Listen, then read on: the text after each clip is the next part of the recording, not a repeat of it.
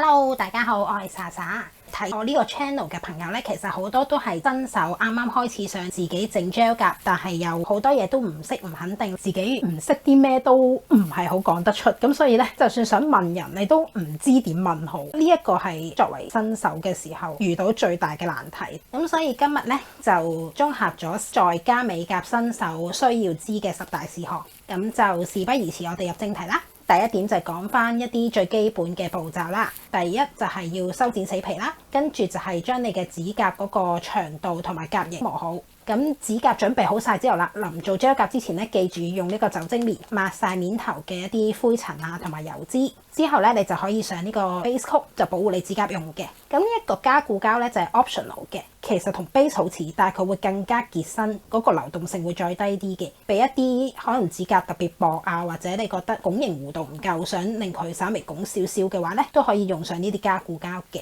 咁然後就如果做單色嘅話，2至3層嘅一個即係顏色啦，或者你即係之後再畫花啊等等嘅嘢都 OK 嘅。咁到最後個 step 咧就係上呢個 top coat 啦，咁就一個最簡單嘅美甲步驟啦。咁然後就逐樣講講每個 step 嘅注意事項啦。第二點要講嘅咧就係呢個前置護理嘅重要性啦。修死皮、打磨甲面、抹走上面啲油脂呢幾個 step 咧，佢係幫到你後面整嘅 gel 甲持久度，同埋就算佢生少少出嚟咧，佢都可以 keep 到一個靚嘅弧度啊。你後面畫得靚唔靚，固之然會影響你嘅外觀啦。但係你嘅前置護理做得好唔好咧，亦都好影響佢出到嚟嗰個效果同埋佢個持久度嘅。詳細情況可以睇翻我之前有一條片就講即係點樣去做呢個前置護理啦。前置護理必須要做好同埋做足，咁你後面嗰個美甲先會做得靚嘅。第3點啦，咁無論係 base coat 啦、顏色啦或者 top coat 都好啦，記住每一樣咧都要薄塗多次，唔好貪心覺得咦個顏色油落去有啲透喎，我搽厚啲先咁樣，絕對唔得嘅。每搽完一層，其實你要照燈噶嘛，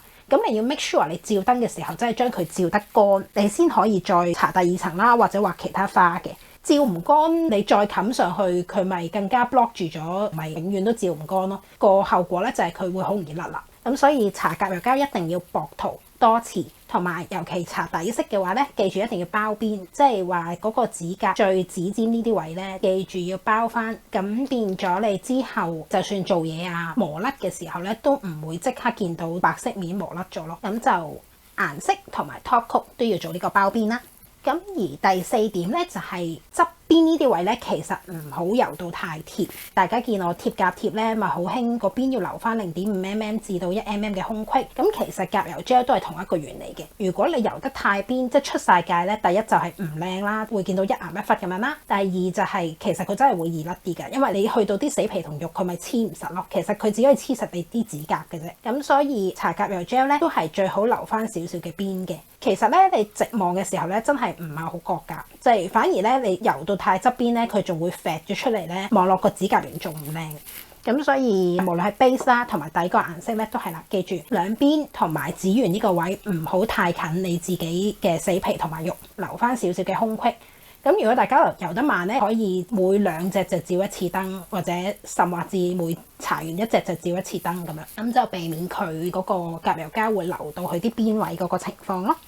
好，到第5點，亦都係好多朋友問嘅，就話啊，點解我搽完個 base 或者搽完個顏色照極燈佢都仲係啲粒粒咁樣嘅，撳上去會有啲指模印嘅，係咪我仲未照乾啊？其實就唔係嘅。base coat 同埋顏色膠咧，照乾咗之後咧，其實都有少少我哋叫浮膠嘅嘢。嗰啲浮膠咧，其實佢有一個好大作用咧，就係幫你黏實你下一層要搽上去嘅顏色或者 top coat，咁佢嗰個持久度就會做得好啲。所以你只需要跟翻你買嗰支膠嘅指示，正常咁照就 OK 噶啦。嗰個浮膠咧，你唔需要特登去搞佢嘅，搽完一層就搽個顏色，咁跟住再搽個 top coat咧，就可以整得靚靚噶啦。咁但係如果想畫下彩繪，畫下少少花紋，嗰個浮膠咧會有機會令到你之後畫嗰個花紋化開。咁呢啲情況之下咧，我哋就會攞翻個酒精棉，就將面頭嗰啲浮膠抹走佢，咁摸落去咧就唔會再黏噶啦。咁你就可以喺上面畫花紋，又唔驚佢化開咯。到第6點，就有啲人會話覺得個 top 搽得唔夠靚，你喺上面再搽多2層 top，等佢即係保護得好啲啊，或者留平得好啲啊，等等咁樣啦。咁其實咧 top 頭先咪提過佢唔會有浮膠噶嘛。咁所以你喺 top coat 上面再搽 top 嘅話咧，佢嗰個流動性會滑得好快。嗰個情況就係照完燈之後見到好似有1-2個窿窿咧，搽得唔夠勻稱唔靚。咁所以之前我同大家講過話，如果搽 matte top 咧，因為好透薄啊嘛，咁我咪建議大家可以先搽一層 base，就係因為呢個原因，因為 base 有浮膠，佢會幫你黏得實好啲嘅。如果大家真係覺得搽一層 top 唔夠咧，我會建議你係先搽翻一層 base 或者一層嘅加固膠，因為呢兩樣嘢都係有浮膠，佢會幫你真係保護度做得好啲，同埋黏得好啲。咁之後最面嗰層先搽 top coat 咯，就唔好喺你個 top coat 面頭再搽 top 啦。第7點啦，大家之前冬天咧有冇覺得嗰支 gel 好似個 texture 怪怪地，好結好一撇撇啲 semi liquid 咁樣嘅感覺？其實呢個就係一啲樹脂 resin 佢嗰個天性嚟嘅。天氣凍咧，佢就會變得黏同埋變得結身㗎啦。咁冇理由因為凍就唔整㗎嘛。聖誕節唔通唔油咩咁樣？咁呢啲時候咧，我就會出動到呢嚿嘢。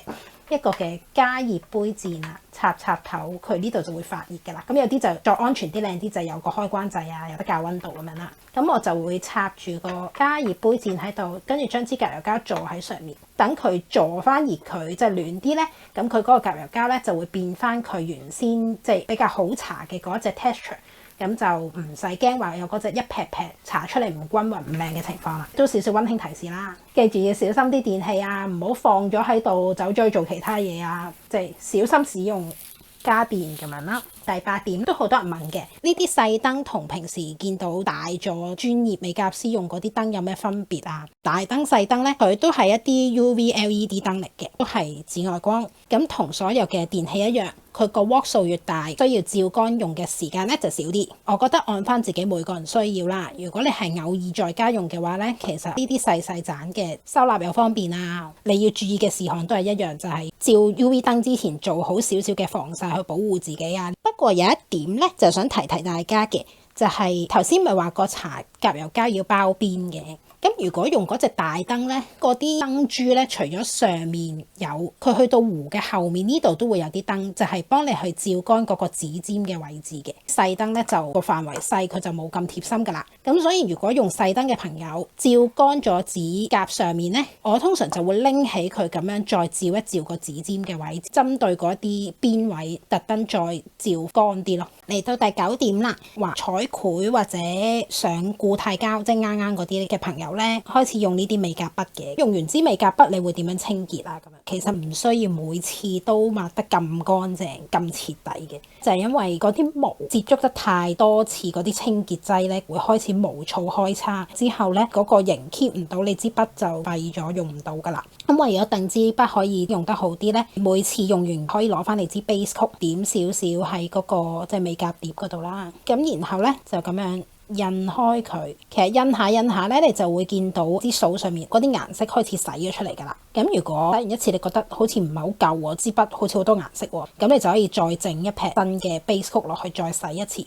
約莫洗2-3次到啦，都已經足夠㗎啦。就會攞翻嗰個酒精棉輕輕咁抹走上面嗰啲有顏色嘅 base，咁然後再將佢放喺一啲可以晾起支筆嘅位置，等佢慢慢吹翻乾嗰啲毛咧，咁就 OK，可以下次再用㗎啦。好啦，去到最後一點就係卸甲嘅時候，最常用嘅方法咧就係用卸甲包包住佢去整甩佢啦。咁卸甲包用嘅方法就係用打磨條磨咗面嗰層 top coat，因為 top coat 係好堅固好硬嘅，你卸甲包敷極都用唔到個 top coat 嘅。跟住咧先至用翻一個卸甲包，就會包住一隻手指。通常佢會有個雙面膠紙嘅，咁你就封翻住佢，等佢唔好乾啦。再掹翻出嚟，你就見到嗰啲膠已經開始溶到一劈劈㗎啦。咁你就推翻走佢。今日其實最緊要係提醒大家敷嗰個美甲包咧，記住隻手指一定唔可以有傷口。卸甲包係一啲會刺激嘅 chemical 嚟㗎嘛，如果唔係佢點乸溶嗰啲 gel 甲咧？係咪？咁既然佢咁刺激性嘅話，如果你個手指上面有傷口咧，就非常之刺激啦。如果你真係隻手指真係整損咗咁點咧？我會建議你不如嗰一隻手指就真係用美甲銼慢慢磨走，避免咗即係嗰一隻損咗嘅手指被嗰啲 chemical 乸到咯。好啦。咁今日呢一條綜合咗一啲，我覺得係即係新手時期我自己以前唔知道冇留意到嘅10個事項，咁希望可以幫到大家啦。咁如果大家對於即係美甲有啲咩疑問嘅話，都歡迎隨時喺留言或者喺 IG send message 俾我去交流下嘅。我哋下一條片再見，拜拜。